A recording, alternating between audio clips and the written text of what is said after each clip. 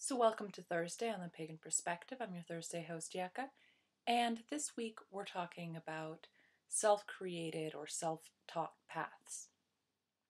So our topic comes from Direrain, and they wrote us a lovely, quite in-depth letter, which is below in the description box if you'd like to read the whole thing. But I'm just going to address the gist that I got from it, which is that they're basically asking, they're saying that they were raised in a Christian faith and since have kind of moved on from that and have been exploring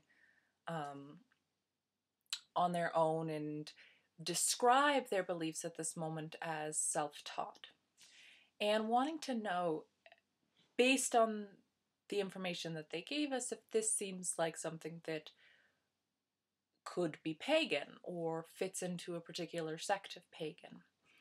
So,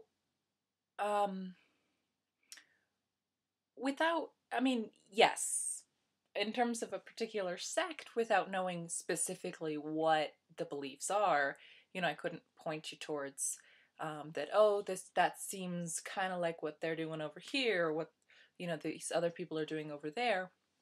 But the impression that I have about modern paganism, and I don't have any sources or numbers on this, so it really is my impression, but that there are traditions and that people are taught very specific beliefs by teachers, by authority figures, but from what it seems like to me, the majority of pagans are self-taught.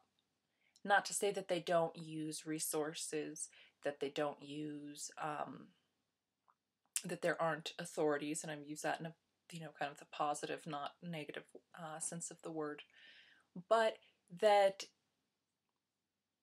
most pagans see themselves as their moral center, as the ones who are sifting through all of this different information and inputs that they're getting, and figuring out what their own beliefs are from that and creating that. And so from that sense, what you're doing sounds very pagan to me.